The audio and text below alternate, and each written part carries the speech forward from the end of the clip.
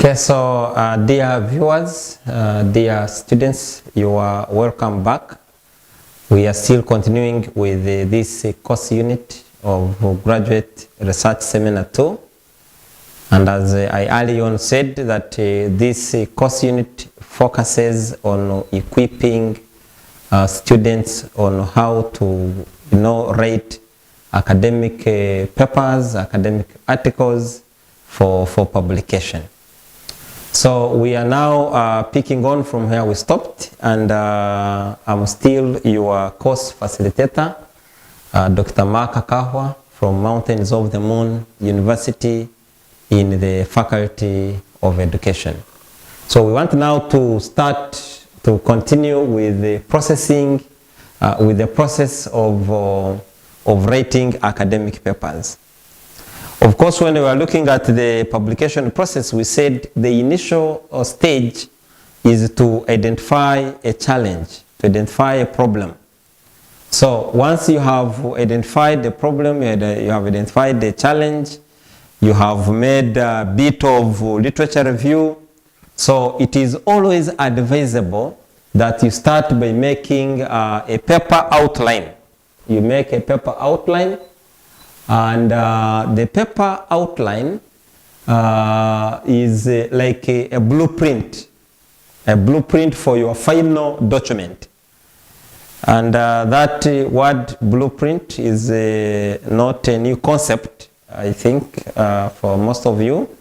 But the blueprint is like a sketch, is a sketch of how the final product will look like. In building, normally builders will make a blueprint, and the blueprint is kind of like, it shows how a completed house will eventually look like. So in academic writing, when we talk of a blueprint, we mean like a structure, like a sketch of how a completed manuscript will look like. So it presents the content of your report in brief, and organizing your topics and supporting details in how you intend the details to appear in your manuscript. So a blueprint or an outline in academic writing will give you a sketch of where you start from, how you progress, and how you'll come to the end or to the conclusion of your manuscript. Therefore, it is always advisable to have that sketch on paper before you start the actual writing. Now, how does an outline help? You might be asking yourself, how does an outline help? Why do I need to begin by making an outline? So an outline will help the reader by demonstrating that you understand what you are writing about. If, for example, you structure your paper right from the title, you go to the introduction, you come to the literature review, come to the methods, the results section, the discussion section, you go to the recommendations, implications, and so on and so forth. And then under each of those sub-themes, you outline what is to be covered. Then it really shows somebody that you understand what you are going to write about. But also, it helps you by exposing the gaps in your logic or in your organization. You can easily identify some of the aspects that you have missed once you make an outline. Contrary to when you just start without making an outline. You may write from the start up to the end, and you have left out some sections, and you may not be easily to identify the left out sections. But once you make an outline, then it becomes very easy. So you'll see what you have under the introduction, the different aspects you have, the different themes and the different sub-themes that you have. And you'll be able now to know if you have left out something or not. Now that your content is thorough and well organized, and of course that you are thinking about the paper beforehand, then also in your outline if your outline gets trashed, don't despair. Better the outline than the final draft. So you may ask yourself, who will trash your paper outline? If you are writing and you are a senior researcher, you may not need to present this outline anywhere.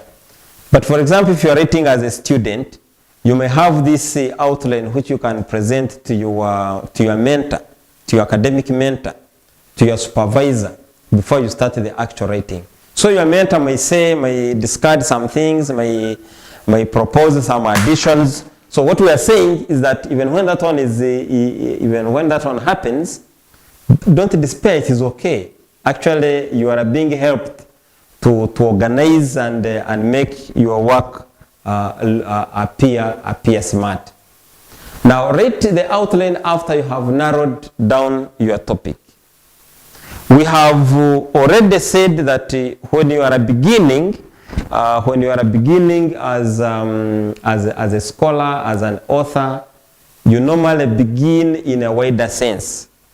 Normally, we talk of the funnel shape. You begin in a wider kind of like context, and you keep on narrowing it down to the very specific topic that you are going to handle. So it is from that very basic, very specific topic where you make an outline.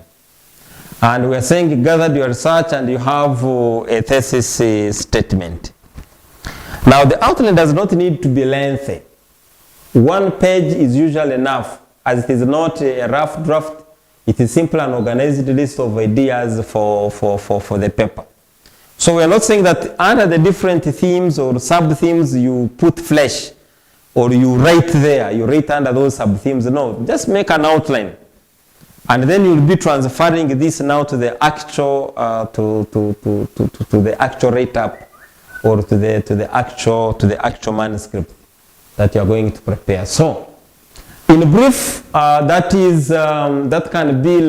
is what can appear on an outline, where you have the introduction, and under the introduction, of course, contains a clear statement that tells the reader what the paper is about.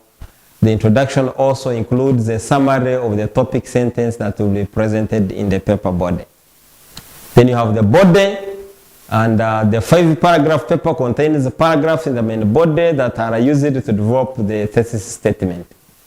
So the outline of each paragraph should have 4 parts. You have a topic sentence, an explanation of the topic sentence, an example, piece of evidence or quotation, and so on and so forth. And then you have the conclusion, and under the conclusion, the conclusion will give you a closure to the paper and signals to the reader that the writer is finishing his or her discussion.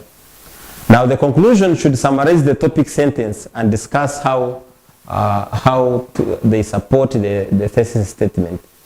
It is okay if the conclusion looks similar to the introduction. In fact, it probably will. So in brief, that is what we call the outline, the 5-paragraph outline, where you want to structure, to have a blueprint of how the actual manuscript will look like when you eventually start writing it. So now, before we go to another sub-theme or another topic, I suggest that we first go for a simple break, and then when we come back, we shall pick up from there. So thank you so much for your attention. We shall be back.